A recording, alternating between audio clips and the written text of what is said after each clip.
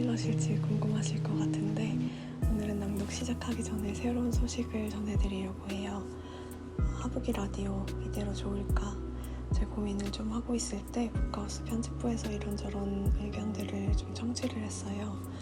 그래서 저 혼자 재미로 시작해본 라디오인데 이제는 조금 더 나은 형식, 조금 더 다양한 콘텐츠를 가져와 보면 어떨까 고민을 해보려고 하고 있습니다. 그래서 언제 어떻게 돌아올지는 모르겠지만 하북이 라디오 본방에서 보고 싶은 콘텐츠가 있다면 이 유튜브랑 하북이 인스타에 자유롭게 댓글 남겨주세요. 그럼 저희가 그거 참고해서 정성껏 준비를 한번 해서 돌아와 보겠습니다. 그럼 각설하고 오늘 읽어드릴 책을 소개해드리면 책은 북카우스가 너무너무 사랑하는 자연주의 에세이스트 베리 로페즈의 여기 살아있는 것들을 위하여 라는 책을 읽어드리려고 합니다. 책 뒷표지에 보면은 우리는 이 부서진 세상을 두려움 없이 껴안을 수 있을까? 라는 카피가 눈에 띄는데요. 사실 이 책 원제가 Embrace fearlessly the burning world 라고 해서 저희 국장님이 알려주시기를 타오르는 세상을 두려움 없이 껴안기 라고 하더라고요. 원제가 참 너무 좋다. 이대로 갔으면 어땠을까? 그런 생각을 했습니다. 오늘 낭독은 이승민 선생님 번역으로 읽어드립니다. 공포시대의 사랑. 이 세계는 그저 작은 곳, 해 뜨기 전 하늘의 붉은 점일 뿐이야. 그러니 서로의 손을 꼭 붙들고 있자. 우짖는 소리가 들려올 때 아무도 넘어지지 않게. 1860년 에밀리 디킨슨이 사촌들에게 보낸 편지에서. 오래전부터 나는 자연세계를 본보기 삼아 우리 시대의 굵직한 정치적 질문들, 그러니까 극심한 편견, 세계적 기후변화, 부패와 탐욕, 타자에 대한 공포를 제시할 때 이해가 더 명확해진다고 생각해왔다. 인간적 딜레마를 해결할 실마리를 비인간계에서 찾는 것을 어설프다고 여기는 이들도 있다. 내가 속한 문화권에서는 은유라는 가장 오래된 지혜의 도구에도 자주 경계나 심지어 의심의 눈초리를 보낸다. 그러나 은유의 폐기는 경직된 근본주의를 촉진할 뿐이다. 대부분의 사물이 일방적 의미만을 띠는 상상력 없는 삶의 대척점이 은유적 삶이라고 나는 생각한다. 그것은 다시 말해 추상적 문제를 여러 층위에서 동시에 사고하고 상징과 알레고리적 의미의 감각을 기울이며 뉘앙스의 쓸모를 이해하는 삶이다. 내 말의 요지는 이것이다. 오스트레일리아 중북부의 어느 겨울 오후 익명인 지역으로 걸어 들어간 시간은 나에게 자연주의자로서 자기 향상을 하기 위한 연습이었다기보다 나 자신에게 익숙한 범주와 위계를 털어내려는 노력이었다. 털어내지 않으면 자칫 그 장소에 대한 내 사고와 인상이 그것들에 좌우되었을 테니까 말이다. 나는 이 장소를 사랑할 가능성에 나 자신을 최대한 활짝 열어두고 싶었다. 그러나 그 목표에 다가서려면 먼저 상대를 알아야 했다. 다른 유형의 사귐이 보통 그렇듯 모르면서 갑자기 하는 사랑은 헌신과 의무가 아닌 짧은 로맨스로 흐르기 쉽다. 전날 저녁, 윌로라 주변으로 사막 탐사에 나서기 전 1983년에 출간된 윌리엄 존 피슬리의 마지막 유목민이라는 책을 완독했다. 이 책은 저자가 1977년 겨울 백인 남성 4명과 떠났던 웨스턴 오스트레일리아주의 깁슨 사막 여행을 회고한 책이다. 이들은 무존이라는 이름의 현지 선주민과 함께 초원지대에 마지막으로 남아있다는 2명의 만딜자라 사람을 찾아 나선다. 무존은 당시 깁슨 사막 서쪽 윌루나 정착촌에 사는 만딜자라족 원로로 일행이 찾는 두 인물, 그러니까 사냥꾼 와리 키앙고와 부인 야툰가 키앙고를 수십 년 전부터 알고 있었다.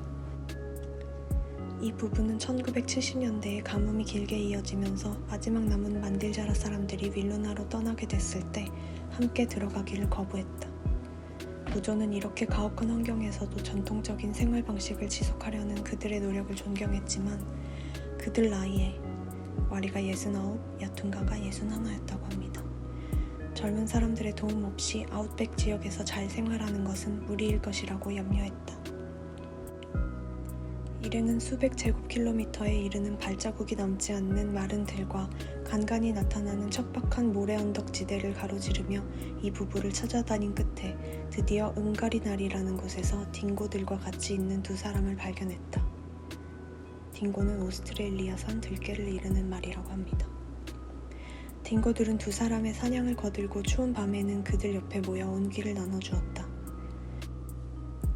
두 사람은 날마다 얕은 웅덩이에서 손으로 두어 번 떠낸 흙탕물과 가까운 콴동나무 숲에서 따온 열매 조금으로 연명하고 있었다. 와리는 부상으로 몸져 누워 있었고 두 사람 다 몹시 쇠약해져 있었다.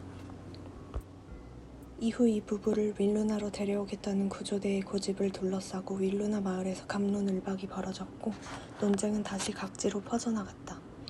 구조대는 부부가 은가리나리에서 죽게 놔둘 수 없다고 주장했고 부부는 윌루나의 문명화된 생활을 하기보다 그곳에 남기를 더 원하는 듯했다. 물론 나는 당사자가 아니니 판단을 얹을 수 없겠지만 이건 익히 보아온 이야기다. 오스트레일리아 초원지대의 전통적 생활 양식과 문명화된 생활 양식이 접촉한 세월 내내 숱하게 벌어진 일이다. 책을 읽은 많은 이들이 그랬듯 나 역시 책을 덮고 며칠 동안 이들의 운명에 대해 곰곰 생각했다. 두 사람은 음식, 물, 의료에 대한 접근성이 높은 윌루나로 몸을 옮겼지만 이듬해 세상을 떠났다. 물론 이것은 불의에 관한 이야기이며 또한 모두가 공감할 비극적인 이야기다. 그러나 내 뇌리에 진정 깊이 박힌 것은 이 서사를 관통하는 사랑 이야기였다.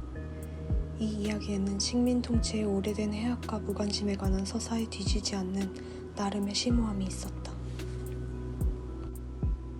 와리와 야툼카는 만딜자라족 중 같은 반족에서 태어났기 때문에 부족의 관습상 부부가 될 수 없었다.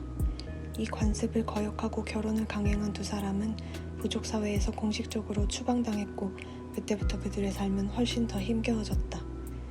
부족 사회로 돌아가려면 신체적 처벌을 각오해야 했다. 그래서 그들은 둘만의 삶을 택했다.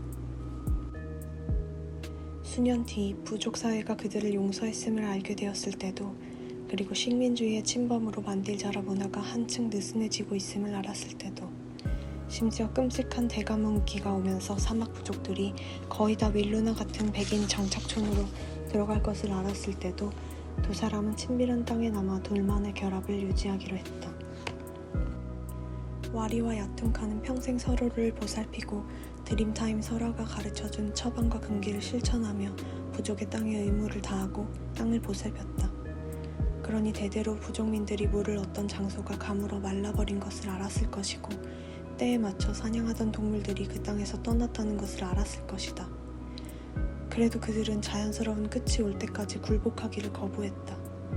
은가리나리에 계속 있었더라면 두 사람이 마지막 순간에 무슨 생각을 했을까에 대한 이런저런 가설 중 하나를 편드는 일은 오만하고도 위험하다.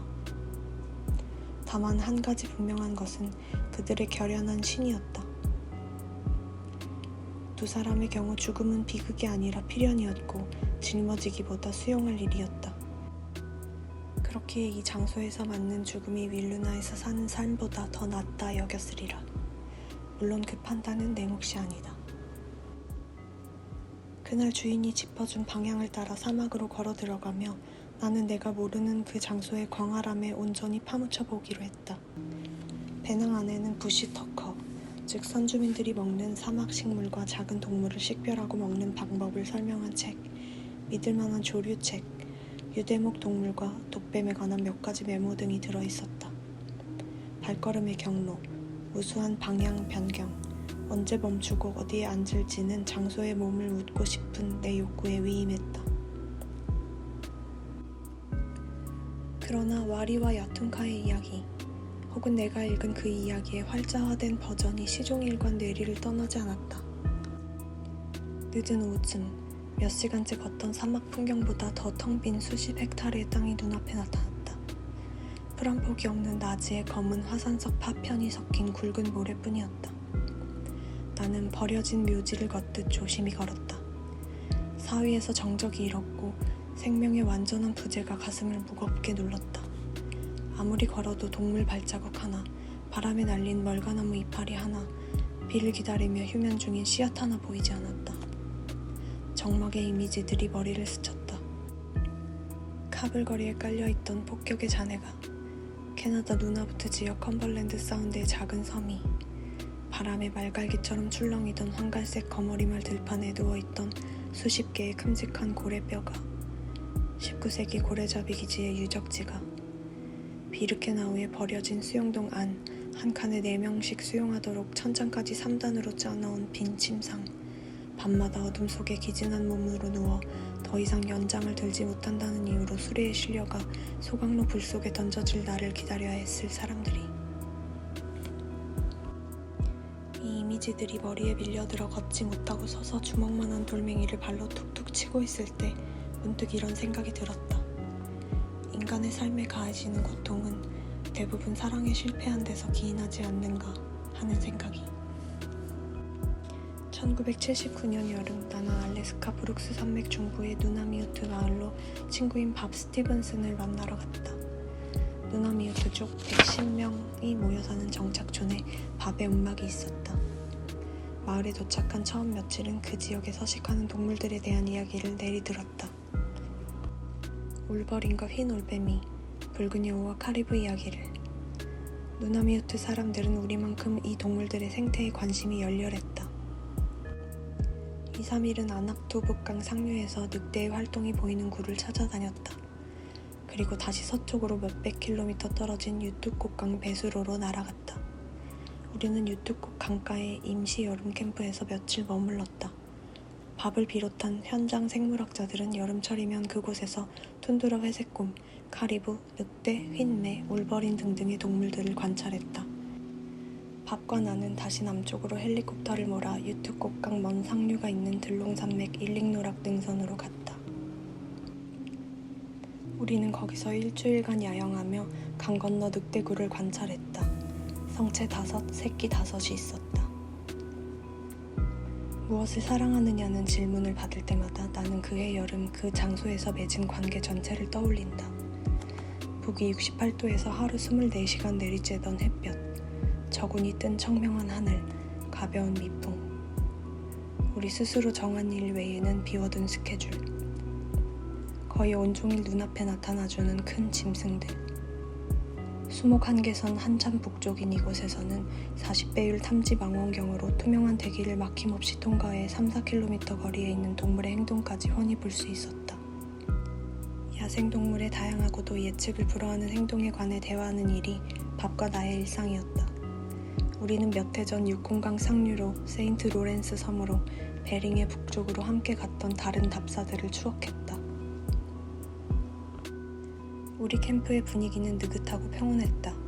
우리는 살아있음에, 커져가는 우정에, 이렇게 좋은 날 자유로운 동물을 관찰할 기회에, 우리의 단순한 일상에 깃든 시간의 무한함에 마음이 들떴다. 나는 우리의 강도 높은 불침번 근무가 즐거웠다. 우리가 매일 지켜보는 광경이 우리한테는 그야말로 황홀한 장관이었다. 늑대와 카리브의 추격전, 늑대굴에 침입하려던 회색곰을 혼자서 물리치던 어린 늑대, 30마리 카리브 떼가 저녁해를 등에 업고 유투꽃강 얕은 물을 질주할 때 공기 중에 부서져 반짝이던 수천 개의 영롱한 방울들, 텐트에서 10m 채 못 되는 거리에 웅크려 앉아 20분 동안 우리를 뚫어져라 바라보던 북극여우 한 마리. 베이스 캠프로 돌아오면 다른 연구자들과 즐거이 밥을 먹고 각자가 그날 관찰한 동물들의 흥미로운 행동들과 사건들을 이야기하느라 시간 가는 줄 몰랐다. 어느 날 오후에는 누군가가 근처 사주에서 파낸 매머드 엄니를 들고 돌아왔다. 어쩐지 우리는 더 이상 이곳에 오기 전 출발한 그 세기에 살고 있지 않은 듯한 느낌이 들었다. 우리 모두가 불가사의한 특권의 한복판에 머무른 나날이었다. 사랑에 실패했다는 증거는 우리 주위 어디에나 있다. 지금 시대의 사랑의 의미를 숙고하는 자는 컴컴한 암초와 절망의 벽에 부딪힌다. 해양 산성화, 기업의 부정행위, 정부의 부패, 끝없는 전쟁이라는 참회 속에서 어떻게든 살아내려면 어떤 것이 유의미한 삶인지 새롭게 상상하지 않으면 안 된다. 그러지 않는다면 다 괜찮아질 거라는 근거 없는 희망으로 꾸역꾸역 버티게 될 뿐이다. 황홀과 박애에 대해 더 깊은 대화를 시작해야 하고 다른 인간을 사랑하는 더 큰 포용력을 탐색해 나가야 한다. 낡은 생각, 민족국가 유지라는 참담한 악행, 타인에 대한 배려는 유약한 짓이고 베품은 아둔한 행동이라는 생명유린적 생각으로는 기대할 미래가 없다. 권력을 지는 것보다 사랑을 하는 것이 더 중요하다. 멸종과 인종청소와 해수면 상승의 시대에 순응하기보다 윌슨의 생명사랑을 일상의 대화로 가져오는 것이 더 중요하다. 잃어버린 것에 대한 절망 속에서 죽기보다 앞에 놓인 가능성을 위해 사는 것이 더 중요하다. 무지한 자만이 곤충과 철새와 원양어류가 우리 곁을 떠나더라도 우리는 도구를 사용할 줄 알기 때문에 살아남을 거라고 상상할 수 있다. 미혹된 자만이 불길이 지구를 태우는 것, 우리가 아는 유일한 천국을 삼켜버리는 것을 보면서 의로운 자에게 천국이 기다리고 있다고 주장할 수 있다. 윌로라 서쪽 평원을 걷던 그날, 나는 이 세계가 사랑의 실패로 만들어졌음을 각성했다. 그러나 이 각성에 불을 붙인 것은 와리와 야퉁가의 사랑 이야기였고, 더 거슬러 올라가면 수년 전 브룩스 산맥에서 친구들과 여름을 보내며 사랑한다는 것이 무슨 의미인지 경험함으로써 얻은 알미기도 했다. 그 경험이 내 작가 생활의 중심 과제로 나를 안내했다. 우리에게 주어진 것을 알고 사랑하는 것, 타인에게도 똑같이 촉구하는 것. 이 무시무시한 순간, 시리아 북쪽에는 몇몇 깃발 아래 기갑 차량이 서 있고 팔레스타인 거리에선 시민들이 맞아 죽어가고 캘리포니아 포도밭에는 화마가 덮치고 개발할 공간을 만들기 위해 숲을 쓰러뜨리고 학자금 대출의 폭리에 젊은이들 등골이 부서지고 나이아가라 폭포수와 그린란드에서 녹아내린 물이 다 같이 바다로 흘러드는 이 순간에도 여전히 가능할까? 운집하는 어둠을 정면으로 응시하고 지구라는 대상을 향해, 그리고 우리 자신을 포함한 지구의 모든 생명체를 향해 어색해하지 않고 열렬하게 사랑한다고 말하는 일이 이 불타는 세계를 두려움 없이 부둥켜 안을 수 있을까?